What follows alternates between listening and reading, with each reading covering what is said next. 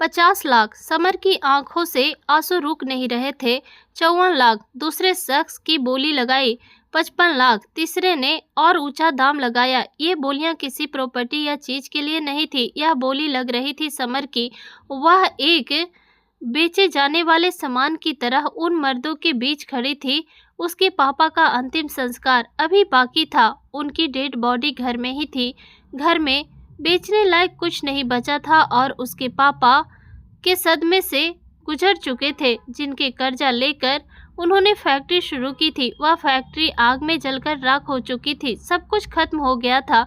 आज अपने बाप का लोन चुकाने के लिए समर के पास खुद के सिवा और कुछ नहीं था। कोई उसके थरथराते होठों को देखकर अपने दांत पीस रहा था, तो कोई उसके हुस्न और खूबसूरती को देखकर पल के झपकाना भूल गया था। सबकी नजरें उसे घूर रही थी। किसी ने उसकी आंखों में बह रहे बेबसी के आंसुओं पर ध्यान नहीं दिया। उसे नहीं पता था कि आज वह किसके साथ जाएगी, कौन उसका मालिक बनेगा। समर, जिसने हमेशा पर्दा किया था और खुद को चादर से ढक कर रखती थी, आज उसकी चादर हटा दी गई थी ताकि उसकी कीमत इतनी लग सके कि उसके बाप का कर्जा चुक जाए। वहाँ 55 साल के मर्द भी थे और 30 साल के भी। कोई सांवला था, कोई गोरा तो कोई मोटा। कईयों का पेट निकला हुआ था, लेकिन सबकी आंखों में सिर्फ हवस था। ना तो दया थी, ना ही उस लड़की के लिए कोई हमदर्दी। उसकी कम उम्र और खूबसूरती को देखकर सबकी नीयत बिगड़ चुकी थी। एक 60 साल के बूढ़े आदमी ने अचानक 70 लाख की बोली लगाई। इसके बाद 1 2 3 की गिनती हुई और वह बूढ़ा आदमी समर का खरीदार बन गया।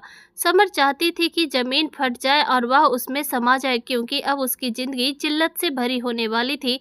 वह बूढ़ा आदमी पान खा रहा था और उसके होठों से लार टपक रही थी। उसे देखते ही समर को उससे घिन होने लगी।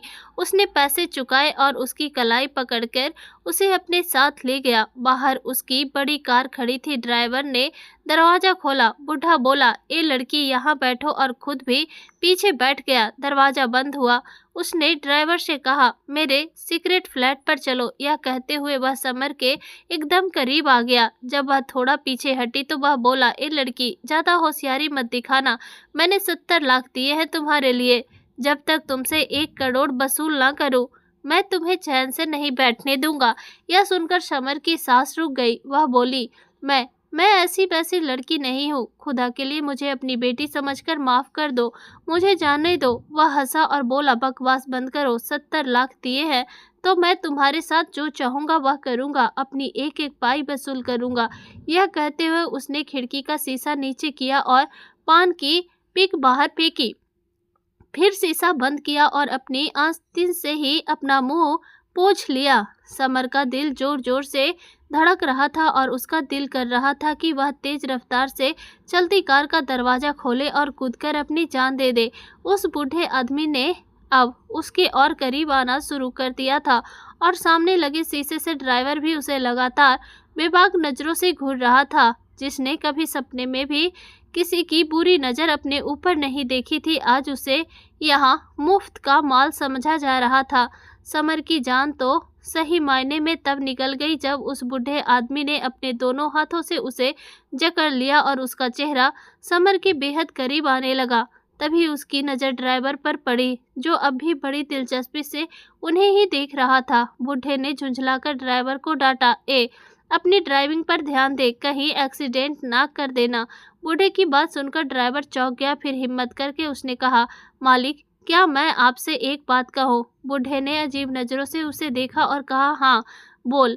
ड्राइवर ने अपनी हवस भरी बात सामने रखी, अगर आप चाहें तो कार में ही अपना शौक पूरा कर सकते हैं। मैं आपकी तरफ नहीं देखूंगा, लेकिन उसके बाद एक मौका मुझे भी दे देना। यह सुनते ही समर के धड़कते दिल की रफ्तार जैसे थम गई। बूढ़ा गुस्से से भड़क गया। वह चिल्लाया, ओए कमीने, एक जोरदार थप्पड़ मारूंगा तो तेरे होश ठिकाने आ जाएंगे। चुपचाप गाड़ी चला। ड्राइवर तुरंत तेजी से गाड़ी चलाने लगा। जब तक गाड़ी का सफ़र खत्म नहीं हुआ तब तक वह बूढ़ा कभी समर की कमर पर अपनी उंगलियां फिराता, तो कभी उसके कंधों पर और कभी अपने हाथ की पीठ उसकी गर्दन पर फेरने लगता। वह बेचारी बार बार उसका हाथ अपने वजूद से पीछे हटा रही थी, लेकिन उसे अपनी बर्बादी साफ नजर आ रही थी। कर्जदार तो अपना लोन ले चुका था, उसका बाप भी शायद पड़ोसियों की मेहरबानी से कब्र में दफन हो जाता, लेकिन समर तो जीते जी मौत की सजा पा चुकी थी। उसे तो इतना भी वक्त किसी ने नहीं दिया था कि वह अपने बाप की मौत पर दो आंसू बहाकर उन्हें विदा कर सके। हालांकि उसने अपने पापा को बहुत समझाया था कि किसी से भी कर्जा ना ले और जैसे भी रूखी सूखी मिल रही है उसी से गुजारा हो रहा है, लेकिन उसके पापा ने कहा था कि फैक्ट्री लग जाने पर यह कर्ज 1 साल में चुक जाएगा और फिर वह बहुत पैसा कमाकर उसकी शादी किसी अमीर घर में धूमधाम से करेंगे। पर वह तो नुकसान देखकर यह सदमा बर्दाश्त नहीं कर पाए और दुनिया से चले गए और अपनी बेटी के लिए यह खौफनाक सजा छोड़ गए थे। जैसे ही गाड़ी फ्लैट के नीचे रुकी, उस बूढ़े ने पूरे हक से समर की कलाई पकड़ी और उसे अंदर ले जाने लगा। फ्लैट का दरवाजा खुला तो समर की आंखें फटी की फटी रह गई। वह वहां अकेली नहीं थी, वहां पर पहले से ही बहुत सी लड़कियां थी और कई मर्द भी मौजूद थे। हद तो तब हुई जब उसने देखा कि वहां कैमरे भी लगे हुए थे। बूढ़े को देखते ही वहां मौजूद नौजवान मर्दों ने उस पर बड़ी बेबाकी से गंदी नजरें डालनी शुरू कर दी। वो मजाक उड़ाते हुए कहने लगे, बॉस आज नया माल लेकर आए हो। वो उससे ऐसे बातें कर रहे थे जैसे वो कोई इंसान नहीं बल्कि कोई बेजान चीज हो जिसका सौदा किया गया हो। बूढ़ा आदमी मुस्कुराया और बोला, हाँ, पर पहले मैं इसके साथ वक्त गुजारूंगा। यह सुनकर समर के होश उड़ गए। इन्हीं में से एक शख्स ने बूढ़े को तसल्ली दी, हाँ हाँ, सब तैयारी हो चुकी है, कैमरा तैयार है और मैं भी पूरी तैयारी करके रूम में मौजूद हूँ। माहौल एकदम मस्त है सेठ। जैसे ही बूढ़ा समर को अंदर के कमरे में ले जाने लगा, वह अपना बचाव करने लगी। वह चिल्लाई, मैं नहीं जाऊंगी, मेरा हाथ छोड़ो, खुदा के लिए मुझे यहाँ से जाने दो। उस शख्स ने फिर से बूढ़े को उस्काया, सेठ, मुझे नहीं लगता यह लड़की आपको आसानी से अपने करीब आने देगी। मेरा सुझाव है कि इसे एक इंजेक्शन लगा दो ताकि वीडियो बढ़िया बन सके। यह सुनकर समर की सांस गले में ही अटक गई। बूढ़ा आदमी बोला, नहीं, मैं इसे होशो हवास में ही रखना चाहता हूँ, इसे संभालना मेरा काम है। बस कैमरामैन को बोलो कि वह अपने कैमरे की सेटिंग एकदम ठीक रखे। वह शख्स मुस्कुराया और बोला, कैमरा तैयार है, आप अंदर जा सकते हैं। जैसे ही वह बूढ़ा समर को खींचकर कमरे के अंदर ले गया, कमरे का डरावना माहौल देखकर उसके होश उड़ गए।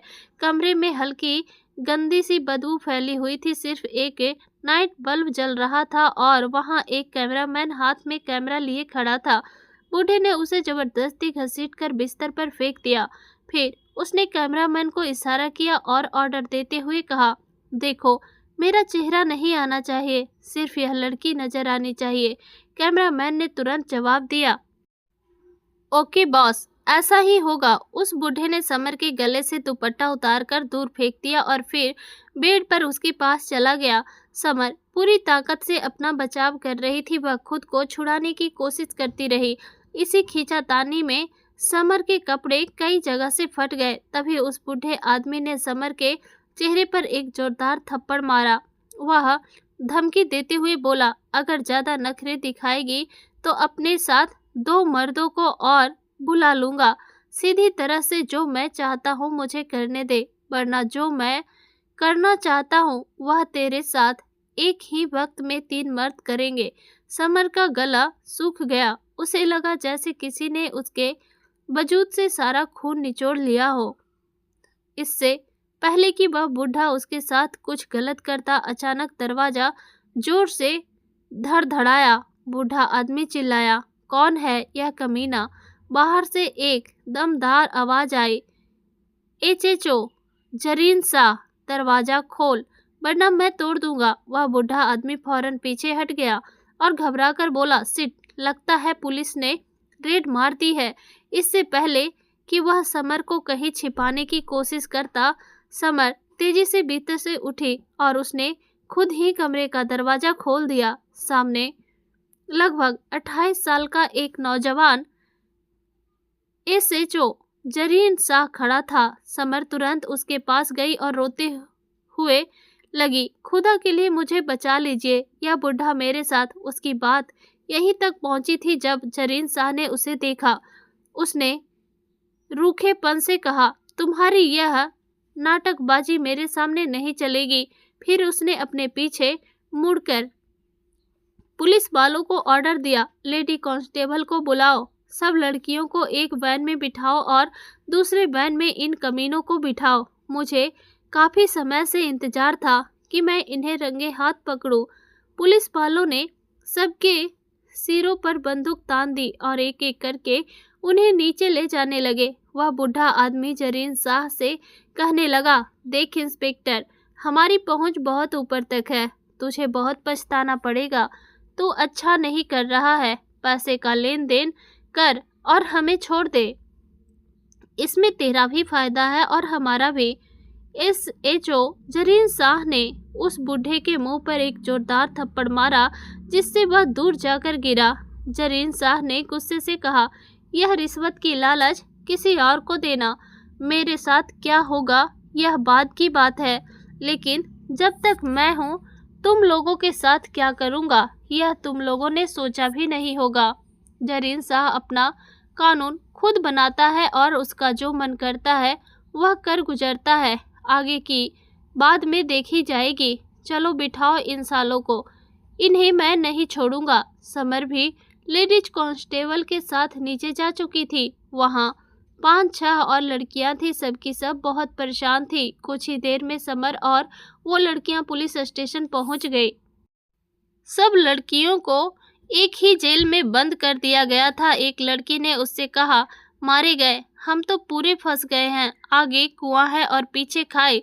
समर उस लड़की के पास आ गई। वह मासूमियत से बोली, क्या मतलब? अच्छा हुआ कि हम पकड़े गए, अब तो पुलिस वाले हमें छोड़ देंगे। वह लड़की कड़वाहट से मुस्कुराई और बोली, बहुत भोली हो तुम, पुलिस वाले कभी किसी लड़की को ऐसे नहीं छोड़ते। वह कमीना बूढ़ा हमारी इज्जत का सौदा करने वाला था और यहाँ ये पुलिस वाले इन्वेस्टिगेशन के नाम पर अपनी रातें हमारे साथ रंगीन करेंगे। यह सुनकर समर का रंग उड़ गया। वह बहुत मासूम थी और ऐसी बातों से बिल्कुल वाकिफ नहीं थी। समर ने अपनी पूरी जिंदगी खुद को छुपा कर रखा था। वह कॉलेज में भी हमेशा बुर्का पहनकर ही जाती थी। उसने ऐसी गंदी बातें और इतनी भद्दी भाषा पहले कभी नहीं सुनी थी और अब उसे एहसास हुआ कि वह इस जाल में बुरी तरह फंस चुकी है। उसे पूरी उम्मीद थी कि पुलिस उनकी मदद करेगी और उनकी भलाई चाहेगी, लेकिन अब यह उम्मीद टूट चुकी थी। उस लड़की की बातें सुनकर वह इस खौफ से भर गई थी कि अब उसका अंतिम अंजाम क्या होगा। कुछ देर बाद वहां मौजूद लड़कियों को एक एक करके उसी SHO जरीन शाह के पास पूछताछ के लिए बुलाया जाने लगा और जैसे जैसे उसकी बारी नजदीक आ रही थी, समर की सांसें तेज होती जा रही थी। उसने देखा कि जो लड़कियां कमरे में जा रही थी वो वापस जेल में लौट कर नहीं आ रही थी, जिससे वह यह समझ नहीं पा रही थी कि ये इंस्पेक्टर इन्वेस्टिगेशन के नाम पर उन लड़कियों के साथ किस तरह का बर्ताव कर रहा है। जब वह अकेली बची तो लेडी कांस्टेबल आई और तेज आवाज में बोली, चलो अब बाहर निकलो, तुम्हारी बारी आ गई है। समर की हालत इतनी खराब थी कि उसे लगा कि वह अगली सांस भी नहीं ले पाएगी। अपने आंसुओं को मुश्किल से रोककर वह उस कांस्टेबल के साथ SHO जरीन के ऑफिस पहुंची। जैसे ही दरवाजा खुला, केबिन का AC चल रहा था और पूरे कमरे में ठंडक थी। वहां SHO जरीन के अलावा कोई दूसरा आदमी या लड़की मौजूद नहीं थी। समर डरते डरते अंदर आई तो जरीन ने आवाज दी, दरवाजा बंद करो। कांस्टेबल ने दरवाजा बंद कर दिया, लेकिन समर डर के मारे दरवाजे के पास ही खड़ी रही। जरीन ने तेज आवाज में कहा, ए लड़की, यहाँ सामने आकर खड़ी हो जा। समर ने कांपते हुए मना कर दिया, नहीं, मैं नहीं आऊंगी, आप अच्छे आदमी नहीं हैं।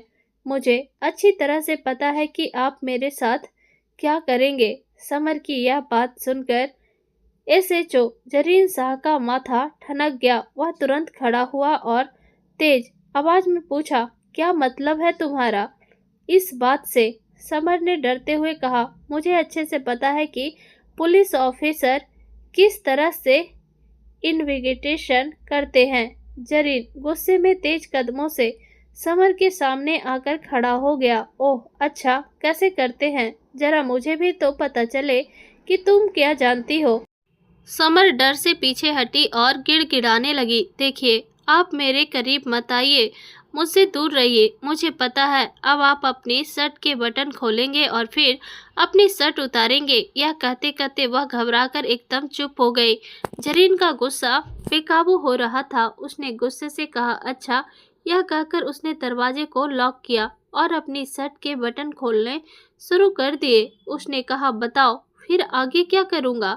मैं तुम्हारे साथ। समर बस बेबसी में हकलाई थी। मैं इससे पहले कि वह कुछ और बोल पाती, जरीन ने उसका हाथ पकड़ा और जोर से उसे दीवार की तरफ ढकेल दिया। वह दहाड़ा, मुझे बताओ, पुलिस वाले कैसे इन्वेस्टिगेशन करते हैं? मुझे भी तो पता चलना चाहिए कि तुम्हारे दिमाग में यह गलतफहमी किसने भर दी है।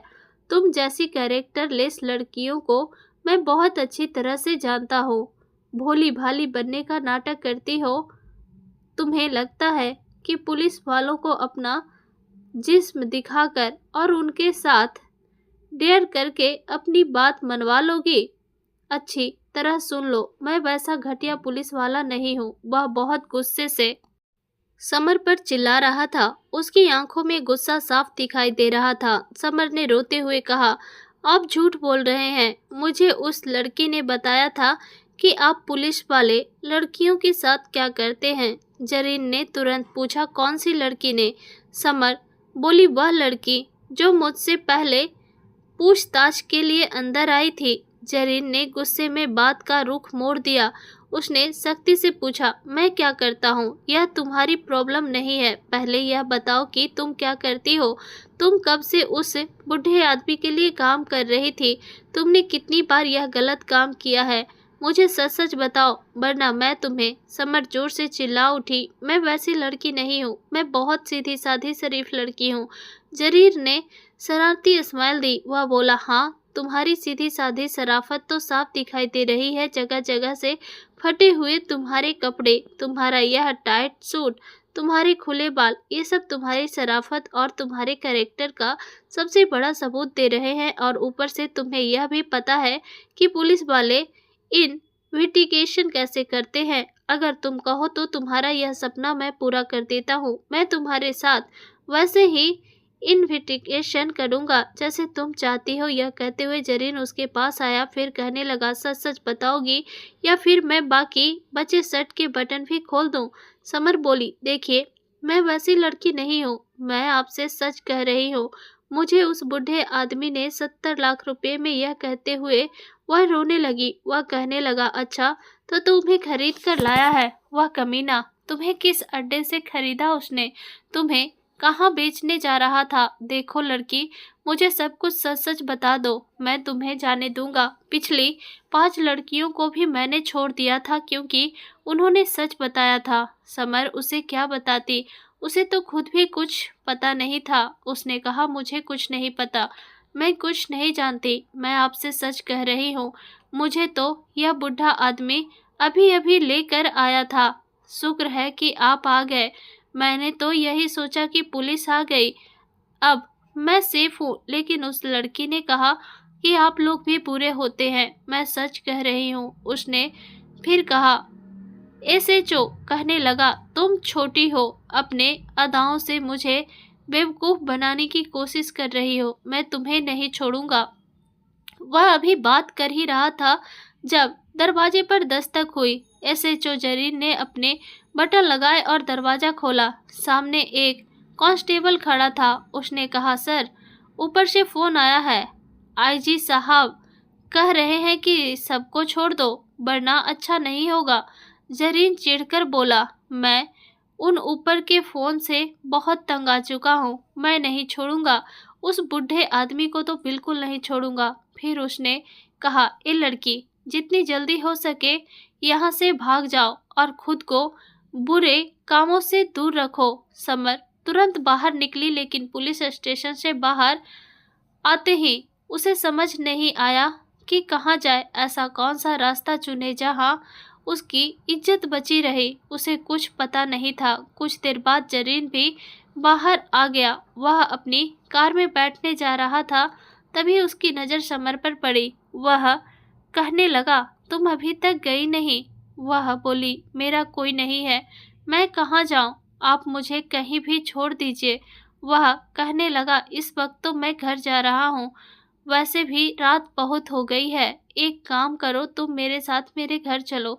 सुबह मैं तुम्हें शेल्टर होम पहुंचा दूंगा। वह जल्दी से कार का अगला दरवाजा खोलकर बैठ गई। जरीन उसे अपने घर ले गया। जब वह घर पहुंचा तो रात के 3 बज चुके थे। उसकी माँ भी सो रही थी। उसके घर में सिर्फ 2 कमरे थे और एक डाइनिंग रूम और एक ड्राइंग रूम। उसकी माँ ड्राइंग रूम में ताला लगाकर रखती थी कि जब कोई मेहमान आए तभी उसे इस्तेमाल किया जाए। अब सिर्फ 2 कमरे बचे थे। वह उस लड़की को अपनी माँ के कमरे में भेजना नहीं चाहता था, इसलिए उसे अपने कमरे में ले गया। वह यह देखकर समर थोड़ी घबरा गई। वह कहने लगी, आप मुझे अपने कमरे में क्यों लाए हैं? वह कहने लगा, ज़्यादा बहस करने की ज़रूरत नहीं है। यहाँ सोफे पर लेट जाओ। सुबह होते ही मैं तुम्हें शेल्टर होम छोड़ दूंगा। तुम्हारे पास ये कुछ ही घंटे हैं। माँ के उठने से पहले मुझे तुम्हें वहाँ छोड़ना है। अगर मेरे सिर में दर्द ना होता तो तुम्हें अभी छोड़कर आता। मैं एक हफ्ते से दिन रात काम कर रहा हूँ। अब जबकि मैं अपने मिशन में कामयाब हो गया हूँ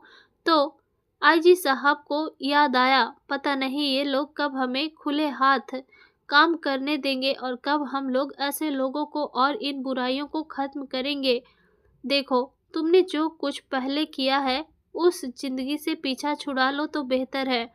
आगे अच्छे काम करना, शायद तुम्हारी गलतियां माफ हो जाए और तुम्हें एक अच्छी जिंदगी जीने का मौका भी मिल जाए। यह कहकर वह अपने बिस्तर पर लेट गया और अपनी पीठ पर रखा दूसरा तकिया उसने जमीन पर फेंक दिया।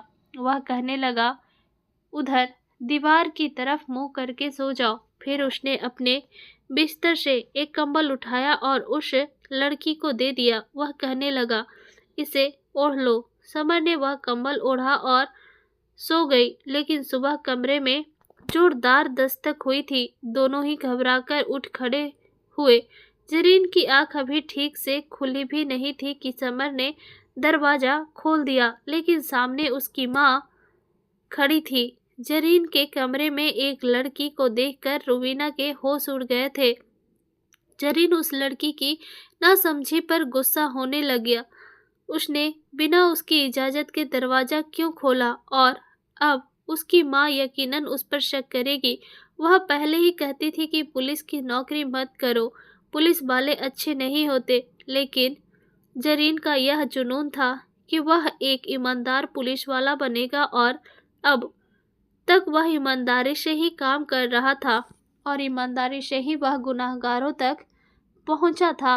लेकिन उसकी माँ बार बार उस पर शक करती रहती थी कि मुझे लगता है कि तुम भी दूसरे पुलिस वालों की तरह गलत रास्ते पर चल पड़े हो। वह बार बार अपनी माँ को बस इसी बात का भरोसा दिलाता रहता था कि वह ऐसा नहीं है और समर तो बिना कंबल के ही दरवाजा खोल चुकी थी। जगह जगह से उसके कपड़े फटे हुए थे और उसकी बाजू पर और गर्दन पर नाखूनों के खरोच के निशान थे। यह देखकर उसकी माँ कहने लगी, लड़की कौन हो तुम? रुबीना कहने लगी, जरीन तुम इतने बेशरम हो चुके हो कि रात गुजारने के लिए लड़की को घर तक ले आए। वह तुरंत खड़ा हुआ और कहने लगा, माँ ऐसी कोई बात नहीं है।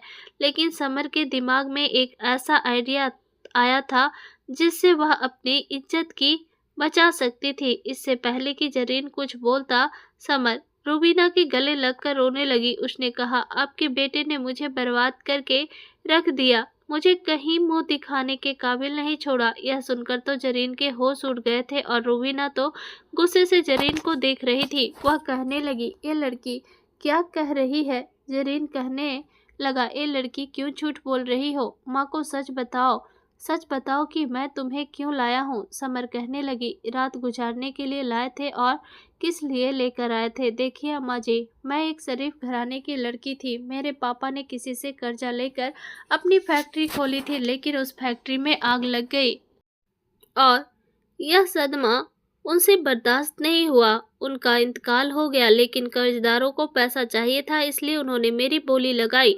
एक बूढ़े आदमी ने मुझे खरीदा था, वह मुझे अपने साथ होटल में लेकर गया, लेकिन तभी इन्होंने छापा मारा।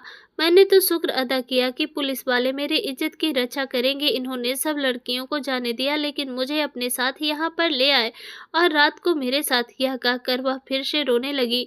रुबीना कहने लगी, जरीन, तुम्हें शर्म नहीं आई? मुझे तो पहले ही लगता था कि तुम पुलिस वाले तो बन गए हो, अब हरकतें भी वैसे ही करोगे, तभी तो मैं तुम्हें मना करती थी। जरीन कहने लगा, माँ, यह लड़की झूठ बोल रही है, यह खुद कैरेक्टरलेस है, झूठी लड़की है। मैंने इसे हाथ तक नहीं लगाया, मैं सिर्फ इसे बचाकर लाया हूँ ताकि इसे शेल्टर होम छोड़ सकूँ। रुबीना कहने लगी, इसकी जिंदगी बर्बाद करके तुम्हें क्या लगता है मैं तुम्हें इसे शेल्टर होम छोड़ने की सलाह दूंगी? मैं तुम्हारी अभी इसी लड़की से शादी करवाऊंगी जिसको तुमने बर्बाद किया है। यह सुनकर जरीन का दिल चाहा कि समर का गला दबा दे और उसे जान से ही मार डाले।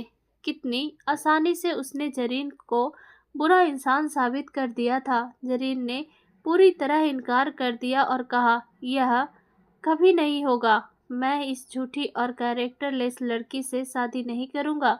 रुबीना ने सख्त लहजे में कहा, मैं देखती हूँ कैसे नहीं करते तुम शादी। अगर तुमने इस लड़की से शादी नहीं की तो तुम मेरा मरा हुआ मुंह देखोगे। रुबीना ने अपनी आंखों से आंसू पोंछे और समर को अपने गले से लगा लिया। फिर उसे कमरे से बाहर ले गई। जरीन तो अपना सिर पकड़कर वहीं बैठ गया था। उसका गुस्सा उस लड़की पर था जिसने मौके पर ही उसे अपनी माँ के सामने बदनाम करके रख दिया था। अपनी माँ के सामने वह कुछ कह नहीं सकता था और वह उनकी नज़रों में झूठा साबित हो चुका था। उसका दिल कर रहा था कि इस लड़की को अपने हाथों से ही मार डाले। वह एक ईमानदार पुलिस वाला था और उसकी ख्वाहिश थी कि उसकी बीवी भी समझदार और अच्छे ख्यालों वाली हो, लेकिन इस लड़की ने जरीन के साथ जो कुछ किया था वह भुलाने लायक नहीं था। अपनी माँ के सामने उसने कोई विरोध नहीं किया और चुपचाप शादी कर ली, लेकिन शादी के फौरन बाद ही समर ने कह दिया कि वह उसके कमरे में नहीं सोएगी। उसने कहा, मुझे इनसे डर लगता है। वह जानती थी कि उसने झूठ बोला है और अब जरीन उसे छोड़ेगा नहीं। समर ने रुबीना बेगम से रिक्वेस्ट की, प्लीज़ अम्मा जी, आप मुझे अपने कमरे में रख ले। मैं आपके कमरे में ज़मीन पर सो जाऊंगी, लेकिन उनके कमरे में नहीं जाऊंगी। रुबीना ने दुख जाहिर करते हुए कहा, अच्छा ठीक है। फिर उन्होंने जरीन की तरफ मुड़कर पूछा, जरीन, मुझे तुमसे यह उम्मीद नहीं थी। तुमने इस लड़की के साथ कैसा बर्ताव किया कि वह तुम्हारी शक्ल भी देखना नहीं चाहती। जरीन अगर कुछ भी कहता तो उसकी माँ उसे झूठा ही मानती, इसलिए वह चुपचाप अपने कमरे में चला गया। उसने दरवाज़ा जोर से बंद किया, लेकिन वो फैसला कर चुका था कि जब भी उसे मौका मिलेगा वह इस लड़की को सबक जरूर सिखाएगा। पूरी रात गुस्से के मारे उसका खून खौलता रहा और वह सिगरेट पर सिगरेट पीता रहा। एक तरफ से आईजी साहब का उस पर दबाव था कि वह सेठ को छोड़ दे, लेकिन अभी तक वह सेठ जरीन के कब्जे में ही था।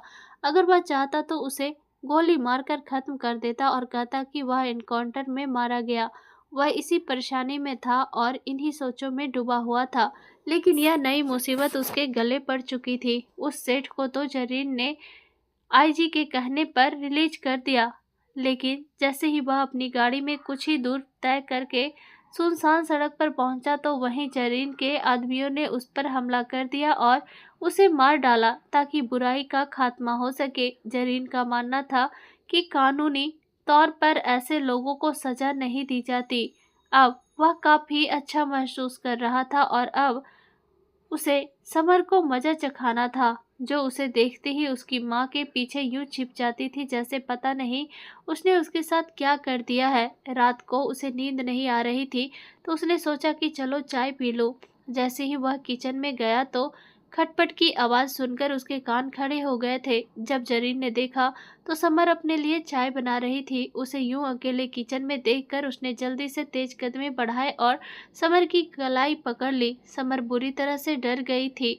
जरीन ने गैस बंद किया और दूसरा हाथ समर के मुंह पर रख दिया ताकि वह चिल्ला न सके। उसने समर को अपने घेरे में दबोचा और खींचकर अपने कमरे में ले आया। समर इस अचानक हुए हमले के लिए तैयार नहीं थी। कमरे में लाकर उसने उसे पीछे ढकेला और दरवाजा बंद कर दिया। वह गुस्से से कहने लगा, क्या कहा था तुमने? मैंने तुम्हारी इज्जत बर्बाद कर दी। तुम्हें पता है इज्जत बर्बाद करना क्या होता है? दूसरों पर झूठे इल्जाम लगाना क्या होता है? समर ने घबराकर कहा, प्लीज पहले मेरी बात तो सुन ले।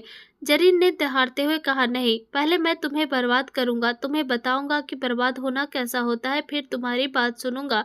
इससे पहले कि वह अपनी शर्ट उतारता समर को कुछ नहीं सूझा तो उसने जोर से कहा, अम्मा जी मुझे बचाओ। उसकी आवाज़ जरीन की माँ के कमरे तक पहुँच पाती इससे पहले ही जरीन ने जल्दी से समर के करीब आकर उसके मुंह पर हाथ रखा। वह उसे धमकाते हुए कहने लगा, अगर अब तुमने चिल्लाने की कोशिश की तो तुम्हारा गला दबाकर तुम्हें यही मार दूंगा। उसने समर को दीवार से लगा दिया, लेकिन उसकी आंखें देखकर जरीन के दिल की धड़कनें कुछ बेकाबू हो गई। बेशक वह खूबसूरत थी, किसी का भी दिल उसके हुस्न को देखकर मचल सकता था, लेकिन जरीन की नज़र में वह एक कैरेक्टरलेस लड़की थी और वह ऐसी लड़की के साथ कुछ भी करना नहीं चाहता था। लेकिन अब उसके दिल की बेकाबू धड़कनें बढ़ने लगी थी। इससे पहले कि वह खुद पर से कंट्रोल खोता, उसने समर के मुंह से हाथ हटाया। वह धीमी आवाज में बोला, जाओ यहाँ से। जरीन को लग रहा था कि अगर वह उसे थोड़ी देर और देखेगा तो अपने जज्बात को संभाल नहीं पाएगा। वह अपनी इस अजीब हालत पर परेशान भी हुआ। आज तक किसी लड़की को देखकर उसकी ऐसी हालत नहीं हुई थी। समर ने राहत की सांस ली और फौरन से कमरे से बाहर निकल गई। अगले दिन भी वह रात एक बार फिर यूं ही गुजर चुकी थी।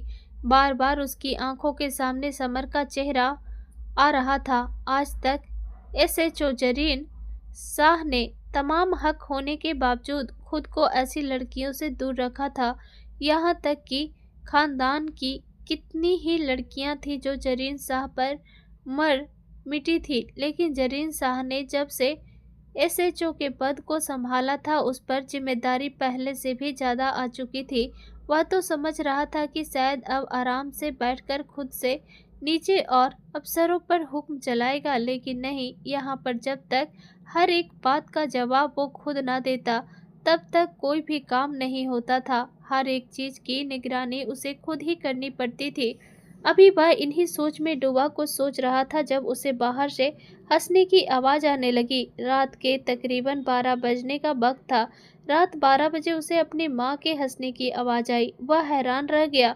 जल्दी से अपने कमरे से उठकर बाहर आया, पर सामने का मंजर उसकी सोच के खिलाफ था, क्योंकि सामने उसकी माँ लॉज में यूं बैठी हंस हंस कर बातें कर रही थी जैसे यह रात के 12 बजे नहीं बल्कि दोपहर के 12 बजे हों। आखिर वह बात किससे कर रही थी? पूरे घर में बिरयानी की बड़ी अच्छी खुशबू फैली हुई थी। जैसे ही उन्होंने कमरे से जरीन को निकलते हुए देखा तो खुशी से मुस्कुराई और कहने लगी, अरे बेटा, देखो तो सही, मेरी बहू को इतने प्यार से मेरे लिए बिरयानी बना रही है। आज आज मुझे नींद नहीं आ रही थी। मैंने इससे कहा कि मेरा इस वक्त पता नहीं क्यों बिरयानी खाने का मन कर रहा है। उसने फौरन उठकर बिरयानी बनाना शुरू कर दी। यह सुनकर जरीन के माथे पर बल पड़ चुके थे। वह समर को सिर्फ और सिर्फ नफरत और गुस्से से ही देख रहा था। समर का हर काम जरीन को सिर्फ और सिर्फ दिखावा ही लगता था। कुछ देर बाद बिरयानी बनकर तैयार हो चुकी थी। खुशबू इतनी अच्छी थी कि जरीन का भी मन हो रहा था कि वह भी खाए, लेकिन दिमाग में बार बार यही सवाल आ रहे थे कि वह कोई अच्छी लड़की नहीं है बल्कि गलत रास्ते पर चलने वाली लड़की है। इस जैसी लड़कियां भला घर की इज्जत कैसे बन सकती है? वह तो अपनी माँ को भी यही कहना चाहता था कि इससे सिर्फ झाड़ू पोछा ही करवाया करे और अपने घर के काम खुद किया करे, लेकिन फिर यह सोचकर खामोश हो जाता क्योंकि उसकी माँ तो इस बात पर उसे ही सुनाने वाली थी। जब उसकी माँ ने जबरदस्ती वह बिरयानी एक चम्मच उसके मुंह में डाली तो वह तो जैसे दीवाना सा हो चुका था। थोड़ी सी बिरयानी प्लेट में डालकर वह कमरे में चला गया। समर ने उसे एक नज़र देखा और फिर एक गहरी सांस लेकर रह गई। कुछ देर बाद ही वह कमरे में गई तो रुबीना बेगम खर्राटे मारकर सो रही थी। समर अपनी आंखें खोलकर छत को देखती रही। उसकी आंख से अपने आप आंसू गिरने लगे थे। एक डर सा उसके दिल में उभरने लगा था। उसने जिस शख्स पर झूठा इल्जाम लगाया था वह कोई और नहीं बल्कि एक ऐसा एसएचओ था कि अगर किसी दिन रुबीना इस घर से गई तो न जाने वह एसएचओ उसके साथ क्या करेगा। यह सोचकर वह घबरा जाती थी। बार बार उसके दिमाग में कई तरह के ख्याल आ रहे थे। उसे जरीन शाह से बहुत ज्यादा डर लग रहा था। नींद आज उसकी आंखों से कोसों दूर थी। बार बार वही अल्फाज उसके जहन में घूम रहे थे जब जरीन शाह ने उसे कैरेक्टरलेस और बद किरदार कहा था। वह सख्त होकर बिना आवाज किए रोने लगी। वह लड़की जिसका नाखून तक आज से पहले घर से बाहर नहीं गया था, भला उस पर इस तरह के अल्फाज का इस्तेमाल डूब मरने के बराबर था। जब उसे नींद नहीं आई तो उठी और नमाज पढ़ने वाली दरी उठाकर कमरे से बाहर निकल आई। लॉन्ज के एक कोने में उसने रोशनी जलाई और वहीं पर दरी बिछाकर बैठ गई। कितनी ही देर तक वह अपनी इस जिंदगी पर अल्लाह ताला से बात करती रही और रोती रही। उसकी सिसकियां जरीन शाह के कानों तक भी पहुंची थी। जरीन कमरे से उठकर बाहर आया तो उसे यूं रोता देखकर उसके माथे पर बल पड़ चुके थे। वह चलता हुआ उसके पास चला आया और फिर कुछ देर उसे देखता रहा। जैसे ही समर उठी तो जरीन ने दोनों हाथ सीने पर बांधकर कहना शुरू किया, किस बात की माफी मांग रही हो तुम? इस बात की कि एक शरीफ लड़के को तुमने बड़े अच्छे से फंसा लिया। जरीन शाह, तुम जैसी कैरेक्टरलेस गिरी हुई घटिया लड़की को कभी भी अपनी बीवी नहीं बना सकता जिससे हर मर्द गुजर चुका हो। वह मर्द जो जगह जगह घूमते हैं, उन्होंने न जाने कैसी कैसी गंदी नजरें तुम्हारे जिस्म पर डाली होगी, न जाने क्या क्या गंदी हरकतें की होंगी। क्या तुम जानती हो कि जरीन शाह का लेवल क्या है? तुम जैसी घटिया लड़की भला जरीन शाह की इज्जत बनने के लायक भी थी। फिक्र मत करो, बहुत जल्द तुम्हें मैं इस घर से निकाल दूंगा, लेकिन इससे पहले तो मैं तुम्हें इस कदर तकलीफें दूंगा कि तुम चाहकर भी किसी को मुंह दिखाने के लायक नहीं रहोगी। वह पहले ही रो रही थी और जरीन शाह के इन अल्फाजों को सुनकर और ज्यादा रोने लगी और रोते हुए टूटे हुए अंदाज में कहने लगी कि देखिए जरीन, मेरा इस दुनिया में आपके सिवा कोई भी नहीं है। बाहर भेड़िए बैठे हैं मुझे नोचने के लिए। मैंने आपकी माँ को जो हकीकत बताई वही सच है, वह झूठ नहीं था। समर का कहना था कि उसके पापा ने सच में फैक्ट्री के नाम पर पैसे लगाए थे, जिसके बाद उसकी बोलियां लगती रही। लेकिन जरीन तंजिया अंदाज में हंसकर उसके करीब आने लगा। अगले ही पल उसे उसी हालत में छोड़कर वह अपने कमरे में चला गया। उसे इस वक्त इस लड़की पर बहुत ज़्यादा गुस्सा आ रहा था। कुछ दिन यूं ही गुजर गए। जरीन एक खास मिशन में बिजी हो चुका था। इस दौरान सास बहू का रिश्ता पहले से भी ज़्यादा मजबूत हो चुका था। एक सुबह जरीन शाह का कॉल आया तो सुनकर रुबीना के चेहरे पर डर की लकीरें आ गई। जब समर ने देखा तो पूछने लगी, अम्मा जी सब ठीक तो है ना? रुबीना ने कहा, बेटा दुआ करो। मेरे बेटे ने आज से पहले मुझे कभी भी नहीं कहा कि दुआ करना कि मेरा यह मिशन कामयाब हो जाए। यकीनन बहुत मुश्किल हालत है, वह बहुत बड़े गैंग को पकड़ने वाला होगा। दुआ करो कि सब ठीक हो। रुबीना को परेशान देखकर समर भी घबरा चुकी थी। दिल ही दिल में दुआ करने लगी कि जरीन को कुछ भी ना हो और वह पहले की तरह अपने इस मिशन में भी कामयाब होकर लौटे। लेकिन दिन से रात हो चुकी थी, अभी तक जरीन की तरफ से कोई फोन नहीं आया था। बेटे की तरफ से खबर ना मिलने पर रुबीना बेगम का दिल बैठने लगा। उनका ब्लड प्रेशर भी लो होने लगा और वह काफ़ी परेशान हो चुकी थी। लेकिन वही हुआ जिसका डर था। कुछ देर बाद पुलिस स्टेशन से कॉल आया कि जरीन शाह को गोली लग चुकी है। यह सुनकर रुबीना तो बेहोश हो चुकी थी। समर को तो कुछ समझ ही नहीं आ रहा था कि क्या करे। डर के मारे उसे रोना आ गया। रोते हुए कहने लगी कि किस हॉस्पिटल में है जरीन? उन्होंने सारी जानकारी दी तो वह अपनी सास को भी उसी हॉस्पिटल में लेकर जा चुकी थी। पहले तो उसने सास को एडमिट करवाया और फिर जब जरीन शाह की तरफ गई तो समझ रही थी कि शायद वह बेहोश पड़ा होगा और मुंह पर नील होंगे, जख्मों से चूर होगा। मिशन में तो कामयाब हो चुका था, मगर आखिरी पकड़े जाने वाले डाकू ने उस पर बुरी तरह हमला कर दिया था, जो बाद में जरीन शाह के हाथों ही मारा गया। आंखों में आंसू लिए जब वह कमरे में गई तो सामने का मंजर देखकर उसकी आंखें और ज्यादा फैल गई, क्योंकि सामने जरीन शाह आधे लेटे हुए अंदाज में सहारा लेकर बैठा था। इस वक्त हॉस्पिटल के यूनिफॉर्म में वह कुछ ज्यादा ही आकर्षक लग रहा था। उसकी बाजू पर पट्टी बंधी देखकर वह एक गहरी सांस लेकर रह गई। वह धीरे धीरे चलती हुई उसके करीब आई और कपकपाते हुए अपना हाथ बाजू पर रखना चाहा, जहां पर जख्म था। अगले ही पल जरीन शाह की आंखें खुल गई। उसने एक झटके से अपना बाजू अलग किया। हिलने से उसके बाजू में दर्द भी हुआ। वह कहने लगा, तुम यहाँ क्या कर रही हो? अम्मी कहाँ है और मुझे छू क्यों रही थी? दूर हटो। जरीन शाह के मुंह से यह सुनकर वह एक झटके से दूर हुई। कांपती हुई आवाज में कहने लगी, आप ठीक तो है ना?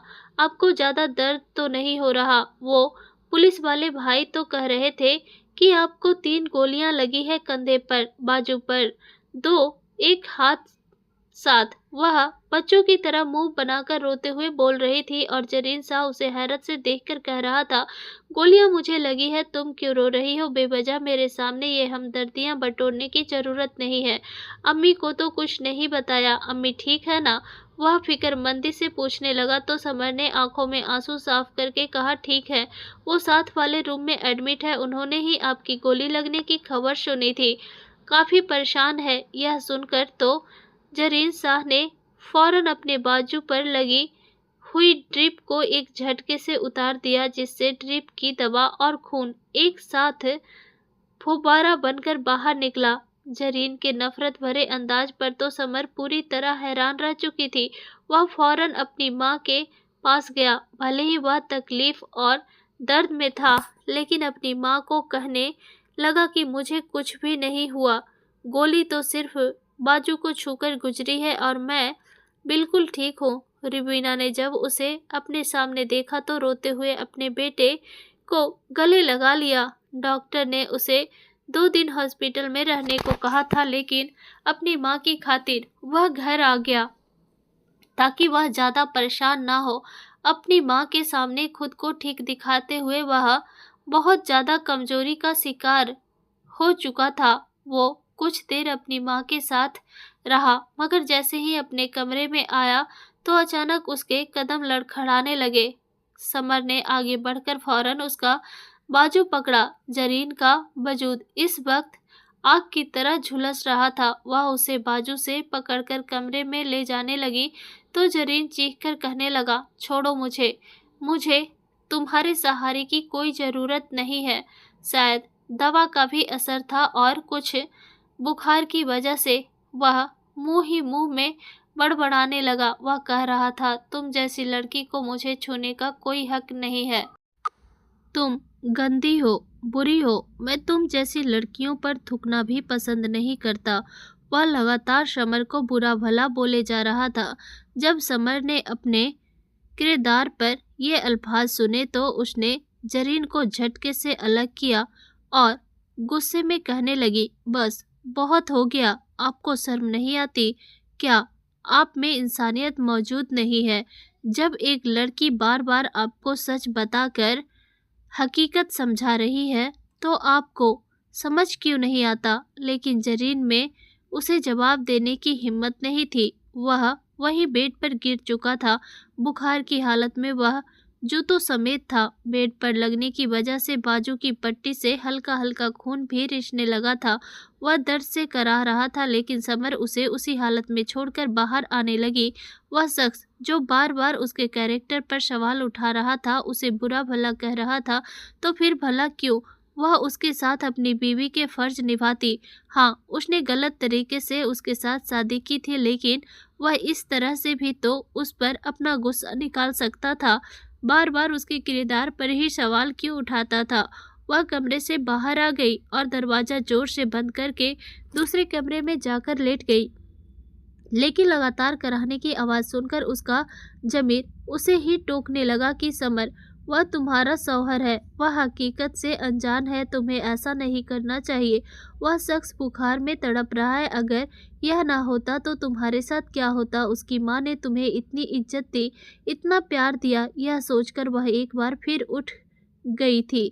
चलते हुए कमरे में आई, देखा तो पट्टी पूरी तरह खून से भर चुकी थी। अब हल्का हल्का खून बेड पर भी फैलने लगा था। वह जल्दी से उसके पास आई, सबसे पहले जख्म की ड्रेसिंग की, इसके बाद ठंडे पानी की पट्टियां उसके माथे पर रखने लगी। मगर फिर भी जरीन को सुकून नहीं मिल रहा था। उसका पूरा वजूद बुखार में झुलस रहा था। अगले ही पल बुखार की बेहोशी में उसने अपनी शर्ट को उतारकर दूर फेंक दिया। वह शर्टलेस इस वक्त समर के सामने मौजूद था। उसका गठा हुआ आकर्षक वजूद देखकर समर के चेहरे का रंग उड़ने लगा। वह अभी भी ठंडे पानी से उसके माथे पर पट्टियां रख रही थी। रुमाल उठाकर उसने जैसे ही बॉल में रखा तो अगले ही पल जरीन ने आंखें बंद किए उसका हाथ पकड़ लिया। उसके ठंडे हाथों को अपने चेहरे पर रखने लगा। शायद वह उसके ठंडे स्पर्श से ठंडक महसूस करना चाहता था। वह चुपचाप उसे देख रही थी, जिसने अगले ही पल अपना सर उठाकर उसकी गोद में रख दिया। उसका चेहरा लाल हो रहा था जब वह समर का हाथ पकड़े हुए ही अपनी गर्दन पर मसलने लगा तो समर घबरा रही थी। जरीन, यह क्या कर रहे हैं आप? मेरा हाथ छोड़े, समर ने धीरे से कहा। मैं आपके सिर पर पट्टी रख देती हूँ, बताइए कुछ चाहिए आपको?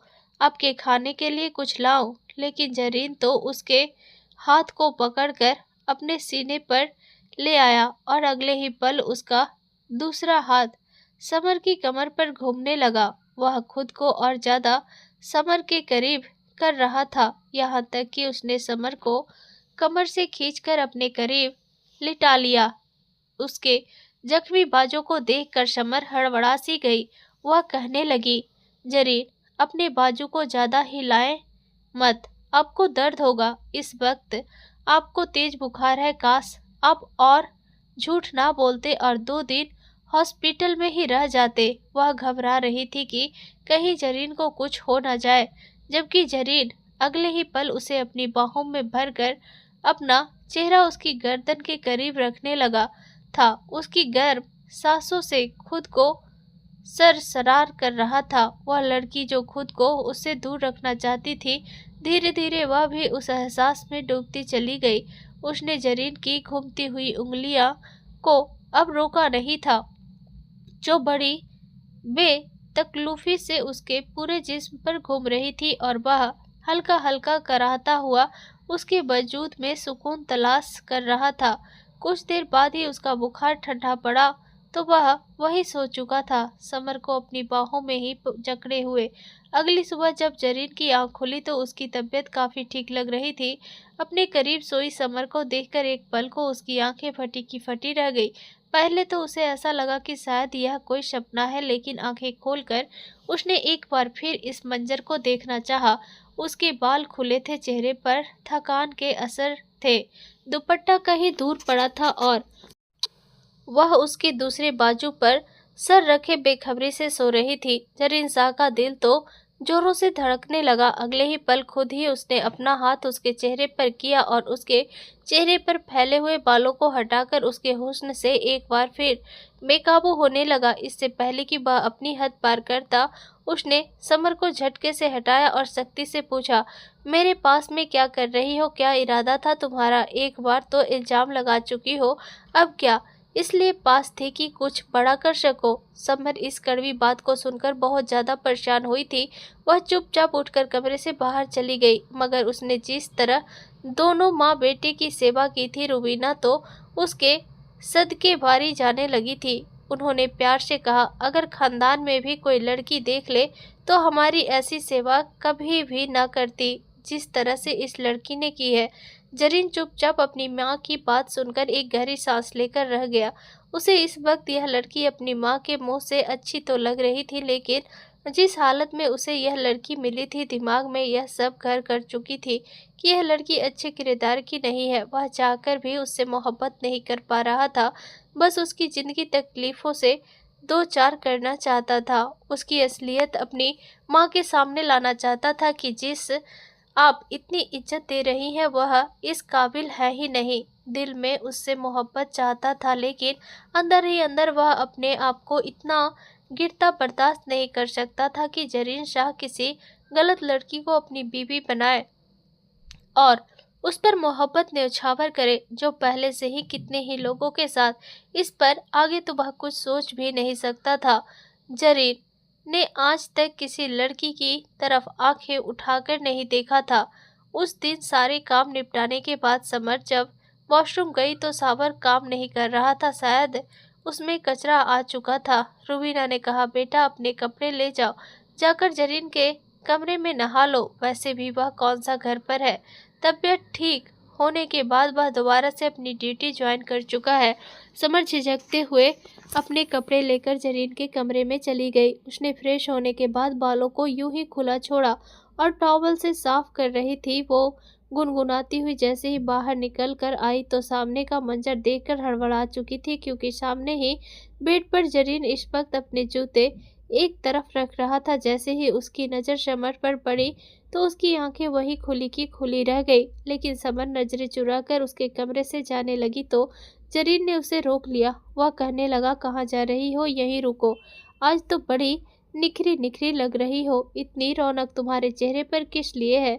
वह शौक भरे अंदाज में बोला। समर घबरा गई। उसने कहा, नहीं, ऐसी तो कोई बात नहीं, मैं तो बस अभी नहाकर बाहर निकली हूँ। वह कदम कदम चलता हुआ उसके करीब आया और अगले ही पल उसकी कमर में हाथ डालकर उसे अपने करीब खींच चुका था। कहने लगा, आज रात मैं तुम्हारे साथ रंगीन बनाना चाहता हूँ। यह सुनकर उसके चेहरे की हवाइयाँ उड़ गई और कहने लगी, मुझे ऐसा कुछ भी नहीं करना आपके साथ। वह खुद को छुड़वाने लगी तो जरीन ने उसे और ज़्यादा करीब कर लिया। कहने लगा कि क्यों, वैसे तो हर बात में बीवी बीवी करती हो। बीवी के फर्ज सिर्फ यह झाड़ू पोछा खाना बनाना कपड़े प्रेस करना नहीं होता, बल्कि शौहर के कहने पर शौहर को खुश करना भी होता है।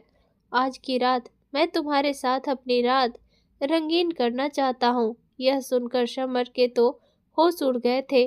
कहाँ वह नाजुक सी लड़की और दूसरी तरफ गठा हुआ बदन रखने वाला जरीन। कहने लगी, छोड़ मुझे, मुझे पता है आप मेरे साथ वही करेंगे जो फिल्मों और सीरियल्स में हीरो हीरोइन के साथ करते हैं। आप मुझे तकलीफ देंगे, मेरे साथ बुरी हरकतें करेंगे, लेकिन मैं आपको ऐसा कुछ भी नहीं करने दूंगी। जब तक आपको मुझसे मोहब्बत नहीं हो जाती, तब तक मैं अपना आप आपके हवाले नहीं करूंगी। उसकी बात पर वह हंसकर कहने लगा कि तुम जैसी लड़की से कौन मोहब्बत करेगा। मैं तो सिर्फ और सिर्फ तुम्हारे साथ रात रंगीन करना चाहता हूँ, तुम्हारे साथ मोहब्बत और मैं बिल्कुल नहीं।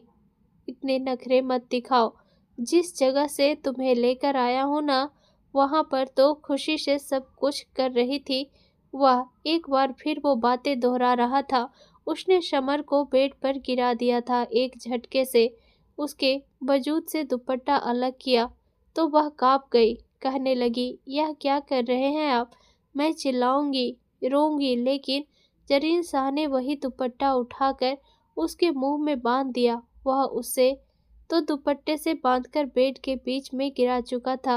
वह बिन पानी की मछली की तरह तड़प रही थी। जब जरीन शाह ने अपनी शर्ट के बटन खोलना शुरू कर दिए, वह अपने जिस्म को आज़ाद करता पर उस पर झुका था। घबराहट के मारे उसकी हालत खराब हो रही थी। बेशक वह उसका शौहर था, वह उसके लिए जायज़ थी, मगर एक मर्द के गुस्से और इंतकाम में सहे जाने वाली तकलीफ़ों में किस कदर तकलीफ़ और दर्द होता है वह जान सकती थी। घबराते हुए रोते हुए वह खुद को छुड़वाने की कोशिश कर रही थी। बस उस पर जरीन शाह रहम कर ले, मगर जरीन शाह तो अपने दांत उसकी गर्दन पर गड़ाने लगा। वह इंतकाम धीरे धीरे सरसारी में भी बदलने लगा। वह पूरी तरह इस हसीन लड़की के वजूद में खो चुका था, लेकिन जरीन के जज्बातों में शिद्दत नहीं आई थी। उसकी गर्दन पर अपने निशान गाड़ने के बाद वह समर के बालों पर आया था। वह जिस कदर हो सकता था उस पर अपनी शिद्दत लुटा रहा था, यहाँ तक कि उसकी सांस बंद होने लगी। रंगत बिल्कुल पीली पड़ने लगी। वह हाँफने लगी, मगर जरीन शाह ने अगले ही पल उस पर अपनी शिद्दत लुटाना शुरू कर दी। समर चीख कर अपने दर्द का अंदाजा लगाना चाहती थी। जरीन शाह, जो समझ रहा था कि यह लड़की इससे पहले ही कोठे की शोभा बन चुकी है, उसे कहीं से खरीद कर लाया गया था या तो किसी ऐसे बदनाम गलियों की रिहायशी थी। मगर जैसे ही उसने अपनी शिद्दत उसके वजूद पर लुटाना शुरू की तो वह ठिठक चुका था। एक झटका सा उसके जिस्म को लगा, क्योंकि उसे यह जानने में एक पल लगा कि यह लड़की, जिसे वह पिछले 2 महीनों से न जाने कितनी बातें और तानों का निशाना बना रहा था, जिसे क्या कुछ कह रहा था, वह लड़की रो रो कर अपनी पवित्रता का सबूत दिलाती रही। वह तो सचमुच पवित्र थी। वह तो कुंवारी थी, जिसे आज तक किसी मर्द ने छुआ तक नहीं था। जरीन शाह की शिद्दत जो वह उस पर लुटाना चाहता था, उसमें एकदम से कमी आ चुकी थी। समर डर के मारे थर-थर काँप रही थी। उसकी सांस उखड़ गई थी। आंखों की पुतलियां तो जैसे बिल्कुल फिरने को थी। तब जरीन शाह ने अपने अंदाज में नरमी बरती और उस पर झुक गया। समर, जो डर के मारे अपने सामने मौत देख रही थी, यह जान चुकी थी कि उसकी पवित्रता का सबूत मिलते ही जरीन को उस पर यकीन हो चुका है, लेकिन अब वह किसी पत्थर की मूरत की तरह उसके आगे पड़ी थी। न वह चिल्ला रही थी, न चीख रही थी, न ही किसी तरह का जवाब दे रही थी। अपनी शिद्दत उस पर लुटाने के बाद जरीन ने उसे अपनी बाहों में भरा और उसके चेहरे पर प्यार से किस करने लगा। कहने लगा, मुझे माफ़ कर दो। मुझे लगा था तुम सचमुच में वही हो, बाकी लड़कियों जैसी, क्योंकि मेरा पेशा ही ऐसा है। इससे पहले मैं कितनी ही बदनाम गलियों और लड़कियों को पकड़ कर लाया हूँ। मेरा मिशन यही है कि मैं उस पूरे इलाके को ऐसे लोगों से साफ करूं, ऐसे अड्डे बंद करूं। मुझे लगा शायद तुम भी इन्हीं में से हो। झूठ बोल रही हो, मैं तो तुम जैसी एक ही अच्छी नेक लड़की चाहता था। मुझे माफ़ कर दो। जरीन का लहजा एकदम से बदल गया था, तो समर ने अगले ही पल जरीन को झटकते हुए खुद को उससे छुड़वाया और कहने लगी, बस कर दीजिए जरीन, बस कर दीजिए। आपने जो कुछ किया है ना मेरे साथ, मैं कभी सोच भी नहीं सकती थी। कर लिया आपने मेरे साथ जो करना था। आपने कहा था ना आप मुझे तलाक देंगे, तो ठीक है, दे दीजिए तलाक। आपने मेरी इज्जत खराब करनी थी सो कर दी। वह दर्द से सिसकती कराहती हुई बेड से उठी। उसे चक्कर आ रहे थे। जरीन ने उसे बाहों में भरना चाहा, लेकिन वह उससे दूर हटकर दूसरे कमरे में चली गई। जरीन सर पकड़कर बैठ चुका था। वाकई यह लड़की जो कुछ कर रही थी सच कह रही थी, लेकिन वह क्या करता। उसकी ड्यूटी ऐसी थी जिसमें उसका ताल्लुक था। वहाँ ट्रेनिंग के दौरान शक करना और इन्वेस्टिगेशन करना सिखाया जाता था। जाहिर सी बात थी, वह ज़्यादातर वक्त अपनी ड्यूटी के दौरान ऐसे मुजरिमों के साथ गुजारता था। फिर कैसे वह एकदम से इस लड़की पर यकीन कर लेता जिसने झूठ बोलकर उससे शादी की थी। जरीन अपना सिर पकड़कर बैठ गया। वह शर्मिंदा होने लगा, लेकिन इस वक्त अगर वह अपनी माँ के कमरे में जाता तो अच्छा खासा हंगामा शुरू हो सकता था। वह वही बेड पर सोचते सोचते सो गया। अगली सुबह जब उसकी आंख खुली तो एक नई मुसीबत उसके इंतजार में थी। उसकी माँ घबराए हुए कहने लगी, बेटा यह समर कहाँ है? पूरे घर में ढूंढ लिया, कहीं नहीं मिली। कहाँ चली गई यह लड़की? आज से पहले तो उसने घर से बाहर कदम नहीं निकाला था। जब से इस घर में आई है, जो भी काम हो मुझे ही कहती है। जरीन की तो आंखें खुलने लगी थी। तभी उसे साइड टेबल पर एक कागज पड़ा हुआ मिला, जिसमें समर ने रुबीना के लिए मैसेज छोड़ा था कि अम्मा जी, मैं हमेशा हमेशा के लिए आपके और आपके बेटे की ज़िंदगी से जा रही हूँ। आपने मुझे अपनी बेटियों जैसा प्यार दिया, बहुत बहुत शुक्रिया आपका।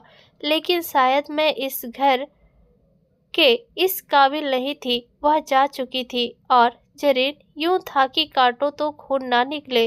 पहली बार रुबीना ने अपने बेटे को थप्पड़ मारा था।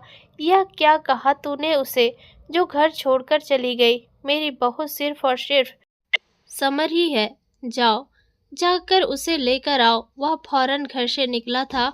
पूरा दिन गलियों में फिरता रहा, सड़कों पर लोगों से उसके बारे में पूछता रहा।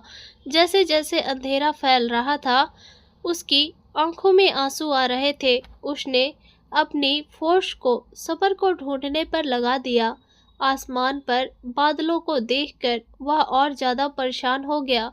बारिश तेज हो चुकी थी। जब अपने घर के करीब एक जगह पर रुककर गाड़ी से बाहर निकल आया, डिप्रेशन और ने उसे इस कदर बेचैन कर दिया कि वह सड़क पर गिरकर समर का नाम लेकर चिल्लाने लगा। समर, जो पास ही एक तरफ पेड़ के नीचे भीग रही थी, खुद को छुपाकर बैठी थी कि किसी दरिंदे के हाथ न लग जाए। इस चिल्लाने की आवाज पर उसने पेड़ की ओट से निकलकर देखा। वह रो रो कर उस सुनसान जगह पर चिल्लाकर कहता रहा, समर, कहाँ हो तुम? प्लीज वापस आ जाओ। सारी जिंदगी भले ही मुझे अपने करीब मत आने देना, लेकिन वापस आ जाओ। मैं वादा करता हूँ दोबारा कभी तुम्हें कुछ नहीं कहूँगा।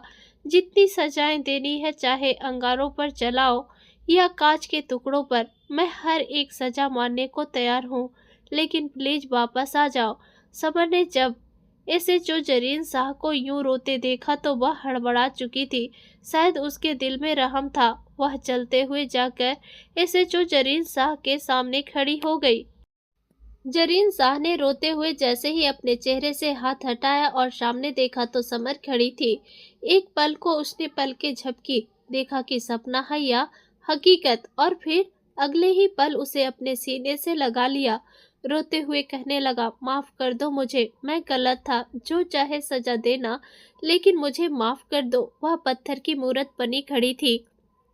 कहने लगी, क्यों आए हैं ढूंढने मुझे? मैं तो गंदी औरत हूं ना, बाजारी। वह अभी इतना ही बोली थी जब उसने उसके मुंह पर हाथ रख दिया। खबरदार, एक लफ्ज भी और नहीं। खामोश हो जाओ। मैंने तुम्हें जो कुछ भी कहा, मैं जानता हूँ मैं उसकी भरपाई कैसे करूंगा, मगर मैं तुम्हारी कसम खाकर कहता हूँ कि अगर तुम मुझे इजाजत नहीं दोगी तो मैं तुम्हारे सामने सारी जिंदगी ऐसे गुजार दूंगा, मगर तुम्हें हाथ तक नहीं लगाऊंगा। तुम्हें इतनी मोहब्बत, इतनी खुशियां दूंगा जिसकी तुम हकदार हो। शायद ऐसे ही मैं इसका प्रायश्चित कर सकूं। वह समर को अपने साथ घर ले आया था। रुबीना ने जब उसे देखा तो उसकी जान में जान आई थी। अपनी बहू को सीने से लगाकर रोने लगी। कुछ दिन तो दोनों के बीच खामोशी से गुजरे, लेकिन धीरे धीरे उनका रवैया ठीक होने लगा। रुबीना ने जब यह देखा तो कहने लगी, सही है, क्या तुम दोनों एक दूसरे को बिल्लियों की तरह घूर घूर कर छुपके छुपके देखते रहते हो? बस मुझे अगले 2 महीने के अंदर अंदर खुशखबरी चाहिए। बंद करो ये आंख मिचौली तुम लोग। उस दिन अपने हाथों से रुबीना ने अपने बेटे की दुल्हन सजाई थी। वह बिल्कुल दुल्हन की तैयार करवा कर कमरे में बिठा चुकी थी। जरीन जब ड्यूटी से वापस आया तो उसे उसके कमरे में जाने नहीं दिया। रुबीना ने उसे एक अच्छा सफेद कुर्ता पहनने को दिया और अपनी खानदानी अंगूठी निकाल कर उसके हवाले करते हुए बोली, जा कमरे में, और खबरदार, जो मुझे किसी भी तरह की शिकायत मिली तो। जरीन ने जैसे ही दरवाजा खोला तो सामने वह दुल्हन बनी मुस्कुराते हुए उसी का इंतजार कर रही थी। वह तो जैसे उस पल में कैद होकर रह गया था। कुछ देर तो मोहब्बत भरी बातें होती रही और फिर वह उसे अपनी बाहों में भरकर अपना आप उस पर पार कर चुका था, और समर तो जैसे उसकी सांसों में अपनी सांसें शामिल होता देखकर मदहोश हो गई थी। दोस्तों, मुझे उम्मीद है कि आपको हमारी कहानी पसंद आई होगी। अगर कहानी पसंद आई हो तो वीडियो को लाइक करें। अगर आप चैनल पर नए हैं तो चैनल को सब्सक्राइब जरूर करें, और हाँ, नोटिफिकेशन बेल जरूर दबाएं ताकि अगला अपडेट आपको सबसे पहले मिले। धन्यवाद।